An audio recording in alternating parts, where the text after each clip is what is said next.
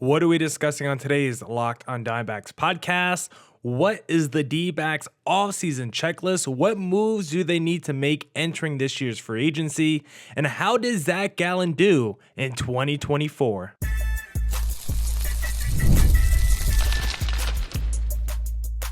You are Locked On Diamondbacks, your daily Arizona Diamondbacks podcast, part of the Locked On Podcast Network, your team every day.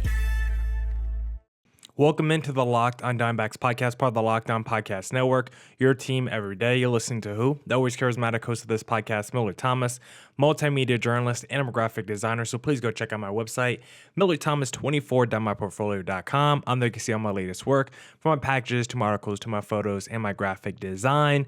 Today's episode is brought to you by GameTime. Download the GameTime app, create an account, and use code LOCKEDONMLB for $20 off your first purchase. On today's Locked On Diamondbacks podcast, we are going through the Dbacks Offseason Checklist.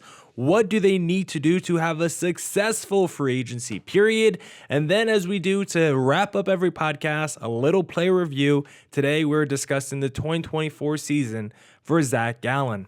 Thank you for making Locked On Diamondbacks your first listen every day. I would not be able to do this podcast without you, my loyal listeners, sharing, subscribing, reviewing, doing all that so I could do this podcast for you. Thank you. It's free. It's available on all platforms, so please continue to tell your friends. And one of those platforms is YouTube. Please hit subscribe to Locked On Diamondbacks on YouTube.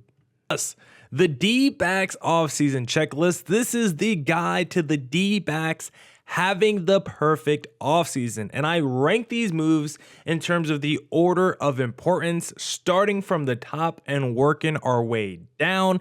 And so the first move we'll discuss is the number one move I think the Dbacks have to knock off their checklist this offseason to have a successful free agency period.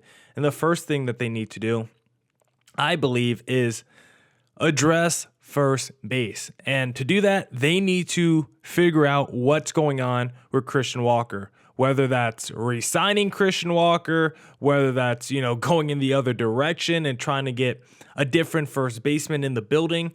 Whatever it is, the D-backs need to figure out what they are going to do at first base this offseason. And again, if you're watching this on YouTube, I apologize. Whenever I record this podcast around 5 o'clock, the way my studio is set up, the glares kill my green screen. So if my face is like half going in and out, I apologize to the YouTube audience. I am trying to do my best to get this angle to where the glare from the window doesn't kill the studio lighting here. But I don't think I'm winning this battle currently. But D-backs need to address first base. Christian Walker, he's going to have a lot of suitors this offseason. He's going to get a lot of money, probably around, it looks like according to Spotrac, around $25 million a year, which makes sense for the best defensive first baseman in the National League, a guy who is arguably having a career year before his oblique injury. Christian Walker, I think, is going to have so many suitors out there, and so the D-backs are going to have to open up their purses and spend money to keep Christian Walker, which, again, I'm okay with short-term overspending if the D-backs want to go that route. Otherwise, there's been rumors about maybe Paul Goldschmidt reunion. You just had Josh Bell in the building. You could go out there and trade for a hometown friend in Spencer Torkelson. There are options out there if the D-backs miss out on Christian Walker, but all those options are definitely not as good as Walker, and I think it is DEFCON 1, as we talked about. This offseason starts off, if the D-backs don't re-sign Christian Walker, this offseason will be a disaster, most likely. I don't even care about the other moves. If we lose Christian Walker, we're probably walking away this offseason with me giving it a D at the very least, unless they replace Christian Walker with like Vlad Guerrero Jr., Pete Alonso, like someone who could be on the open market or potentially on the open market in the next couple of years. Unless the D-backs do something like that, losing Christian Walker would be a major problem for the D-backs this offseason. The second thing that they have to address this offseason, pitching coaches, because you got rid of Brent Strom and basically all your pitching coaches. And when you look at the D-backs from this past year, what was their biggest issue? The fact that they could not get consistent play out of their rotation or their bullpen because, again, this was the #1 scoring team in Major League Baseball this past year. The offense was not a problem. This team cooked offensively, the best with runners in scoring position, the best late game situations, best first inning scoring team. Like this D-backs team offensively crushed you every single way, from speed to power, from clutchness to small ball. Like, it did not matter. This offense was versatile, but the pitching is what held this D-backs team back because, yes, there was injuries in the rotation, but even when guys was healthy, Merrill Kelly was a little up and down. Zac Gallen definitely struggled with his command at times this year.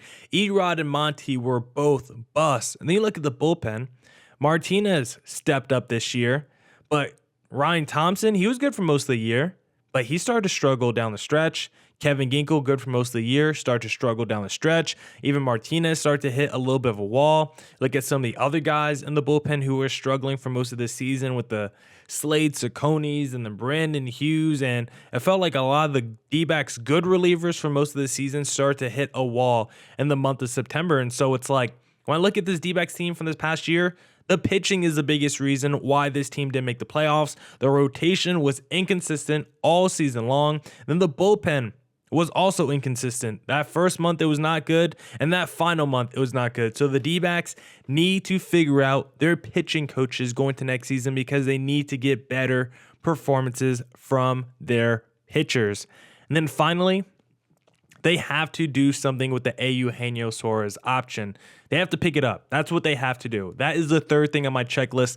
Pick up the Eugenio Suarez option. The reason he's third is because I think the pitching is a little bit more important. And as long as you keep Christian Walker and maybe keep a Jock Peterson or like a Randall Grichuk, then I think you could survive Eugenio leaving, especially if you want to promote a Jordan Lawler or a Geraldo Perdomo. Now, I'm not saying the D-backs shouldn't bring back Eugenio. I'm just saying it would be third on my current list because I still think super important is for the D-backs to pick up the option. I definitely think the D-backs need Eugenio back next season. Don't get my words twisted. The D-backs need Eugenio. I just don't think it's as important as Christian Walker or the pitching coaches, but it's still third on my list because it's still super important for the D-backs this offseason. I don't know how much I trust our internal options. I want to see Jordan Lawler on the big league level playing with Geraldo Perdomo, but I don't know if those two are ready to be full-time the left side of the infield.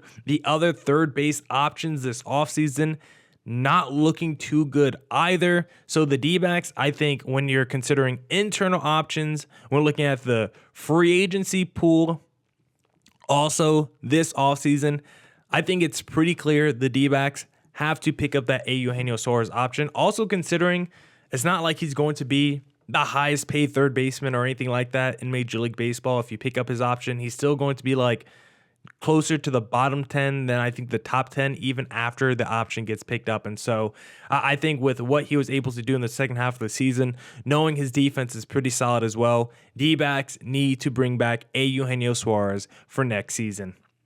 And now we're going to do part 2 of the D-backs offseason checklist in segment number 2. If you're looking to buy tickets to an upcoming Arizona Cardinals game, then the best place to do that, of course, is going to be GameTime, because GameTime is the best place for last-minute tickets on concerts, sports, comedy, theater, and more.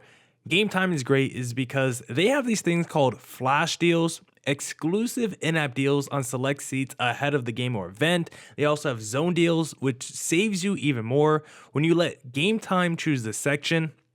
You choose the section and you let GameTime choose the seats. So what a great offer by GameTime. They even have this feature called all-in pricing. You toggle this feature on and you can see the total cost up front with no surprise fees at checkout. I love GameTime. The flash deals, the zone deals, the all-in pricing, all of it's fantastic. So take the guesswork out of buying MLB tickets and more with GameTime Picks. Download the GameTime app, create an account, and use code LOCKEDONMLB for $20 off your first purchase. Terms apply. Again, create an account or redeem code LOCKEDONMLB for $20 off. Download GameTime today. Last minute tickets, lowest price, guaranteed. All right. Let's get back into the Locked On Diamondbacks podcast and let's discuss the rest of the Dbacks offseason checklist. We already went through Dbacks addressing first base, Dbacks getting their pitching coaches together, picking up the option on Eugenio Suarez. I think those are the top 3 things the Dbacks need to do first. Number 4 for me, doing something about the back of the rotation. More specifically, that number 4 and number 5 starter, because Gallen, Kelly, Fott locked into the top 3 next year. Erod's probably locked into a rotation spot because he's on that 4-year contract, making $20 million a year. So you could probably pencil him in as well. Ryan Nelson, he's still under contract on the book, so he will at least be in the building next year. And then you have Jordan Montgomery, who has an option to pick up for around $20 million. Feels like he's definitely going to pick that up after the season he just had where he was horrendous. There's no one else on the open market that's going to give him the contract that lives up to the same value as the option he currently has on the table. So Monty's definitely going to pick that up. And if that's the case, D-backs need to figure out their 4 and 5 after Gallen, Kelly, and Fott, because Erod, like I said, feels like he's coming back because of the contract and everything, but his first season could have went so bad that maybe the D-backs explore Erod trade possibilities if they're even out there, if they're even on the table, because after the first season he just had, maybe the D-backs want to pull the plug on the next 3 seasons with Erod. Not sure if there's a team out there that even wants to take on that contract, but Erod's still a good pitcher that should hopefully bounce back, and maybe some other team says, you know what, let's put him on our books and he could still be one of the better pitchers in our rotation, and maybe the D-backs can just wipe their hand cleans with Erod. But I would say that's pretty low right now. I feel like the odds of him coming back are like 90%. So I really think the question is Ryan Nelson versus Jordan Montgomery, what you do with that number 5 starter. Do the D-backs want to bring back Ryan Nelson as a starter for next year after having a very good second half to the season? Give him that number 5 spot and let's see what he can do, because there are teams potentially interested in Jordan Montgomery. So if Monty picks up his option, maybe the D-backs can start exploring Monty deals and then make Ryan Nelson the number 5 starter going to next season. Or you can just make Monty the number 5 starter next season, hopefully through the offseason and being with the D-backs all camp. He just gets better, because Monty, we know, can be a very good pitcher in Major League Baseball. We've seen against our team on the biggest stage. And so maybe just hope for a bounce back. Then you put Ryan Nelson in your bullpen. D-backs at least have options with, you could trade Ryan Nelson, you could start Ryan Nelson, you could trade Monty, you could start him, you could put either one in the bullpen. D-backs at least have options for the back end of their rotation, but there's still a possibility that maybe the D-backs even get zanier and you say, we move off Monty, we move off Erod, and with that extra money, maybe we could go out there and get a legit starting pitcher, or go get us a Roki Sasaki if he gets posted. Like, that's a long shot possibility, but maybe the D-backs even tried to go out there and get another big fish for the rotation. Not like Corbin Burns level big, but another Erod level big pitcher who just can immediately step in and be better than either Erod or Jordan Montgomery. So I think the back end of the rotation, figuring out what to do there, is going to be 4th on this D-backs offseason checklist. Number 5, finding another bullpen arm. D-backs can always use more relievers. Going to next season, Marty, he feels like a lock to at least be the closer, if not the 8th inning guy. Same with AJ Puck. I still feel good about Ryan Thompson and Kevin Ginkel despite them hitting the wall toward the end of the season. I like Joe Mantiply. That 5 guys, hopefully Bryce Jarvis can come back and look good as well. If the D-backs can do that, that's at least 6 guys that I like for the pen entry next year. And then go out there this free agency and see if you can add another reliever or 2. And then maybe there is another guy waiting in the wings internally that you could call up that can help out this D-backs bullpen. But for the most part, bring back Martinez, Ginkel, Thompson, Mantiply, and Puck, and I will feel pretty good about that group of 6. And then from there, just see who's out there on the open market that you can go out there and nab. It would be cool if they could add two really high quality, high leverage, high velocity relievers, because that's what they need. No more of these guys that throw soft stuff, topping out at 90. Like, let's go get some flamethrowers for the back end of the bullpen. At least one guy, if not two. And if you could get one guy, maybe you could develop someone else internally to be a good reliever for you, like a Yulbert Diaz or someone like that that can throw upper 90s. So Dbacks, I would say bullpen arm number 5. Then the last thing that I think is really big on their offseason checklist that they may do, but I don't think it's a requirement to have a successful offseason, extend Zac Gallen. I think it would be better to do it now than to wait until the offseason next year when Gallen has more leverage. He's another year older. Like, I would much rather sign him to a 5-year deal now when he's still on the right side of 30 than next year when he's on the open market, when you have all these big teams going after him, when he's going to command even more. This is your best time to get at least a little bit of a discount on the Zac Gallen contract. Do it now. Yes, he's coming off a season where I still don't think he was as dominant as he can be. Was a little bit up and down. And still, with all that being said, Zac Gallen's still one of the best pitchers in Major League Baseball. A career 3.29 ERA, almost double-digit strikeouts per 9, a 1.13 career whip, sub 1 home runs per 9 innings. Like, this is a guy who pretty much has good command, good strikeout numbers, doesn't give up a ton of hits or hard contact. Over the last couple of years, giving up a little bit more hard contact. We'll talk about that in his player review. But for the most part, we know Zac Gallen is a stud. And if he hits the open market next offseason, he is going to command so much money. And he might be, like a Christian Walker, too expensive once they hit the open market. That's why you have to get these deals done early.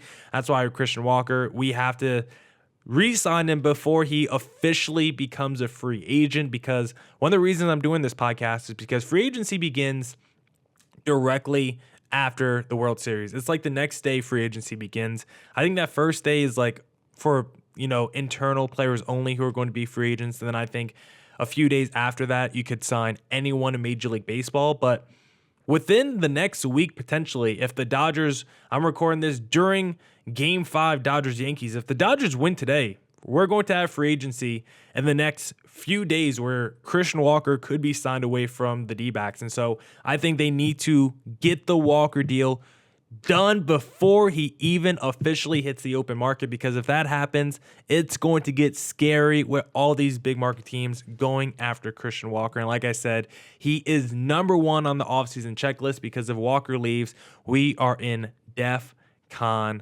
1. I guess also some other honorable mentions would be bringing back the DH position, right? Who you're going to get between Jock Peterson and Randall Grichuk. I think that's very big on this list. I think I would put that at number 7 under extending Zac Gallen, just because I think there's so many DH options that you could go out there and get. It's not as high as a priority for me. I would love to bring back Jock Peterson and Randall Grichuk, but I'm confident the D-backs can go out there and sign somebody, whether it's Paul Goldschmidt, bringing back Josh Bell, guys like Tyler O'Neill out there. Like, we'll go through all the DH candidates on a podcast later, because I definitely think addressing the DH position is important, but I don't think it cracks my top 6 because there are so many DH options. I think getting like a backup catcher to Gabriel Moreno could be important as well, but we still have Adrian Del Castillo, still have Jose Herrera. I don't think it's as important as some of these other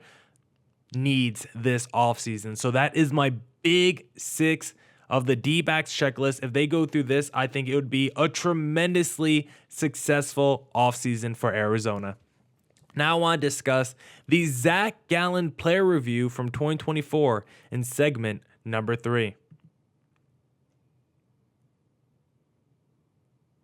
Now let's get into the Locked On Diamondbacks podcast and discuss Zac Gallen and the 2024 season he just had, strengths and weaknesses before he set up goals for 2025. Because for Zac Gallen, like I was mentioning on the previous segment, he is a stud.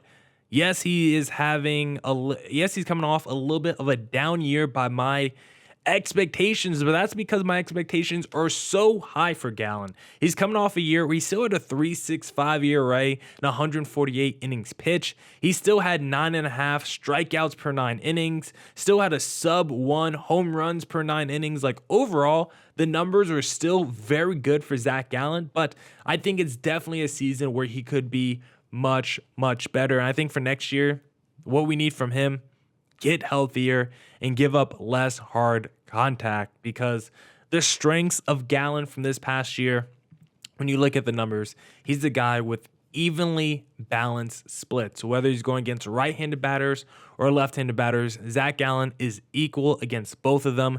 695 OPS against righties, 672 OPS against the lefties. You know, a guy like Torey Lovullo loves to see dudes who have even splits in any sort of platoon situation, and that's exactly what Zac Gallen did. He's also absolutely shut down in clutch situations. You look at runners in scoring position, Zac Gallen, sub 200 average, a 611 OPS. You love to see that. High leverage moments, sub 700 OPS as well. This is a guy, men on the bases, runners in scoring position, high leverage moments, late and close situations. Like, that's when Zac Gallen really stepped up to the plate this past year for the Dbacks, and he was really good at limiting runners to score. When there was a man on second, when there was a man on third, you did not see those guys get to home base a lot of times, and run prevention is such a big part of Zac Gallen's game.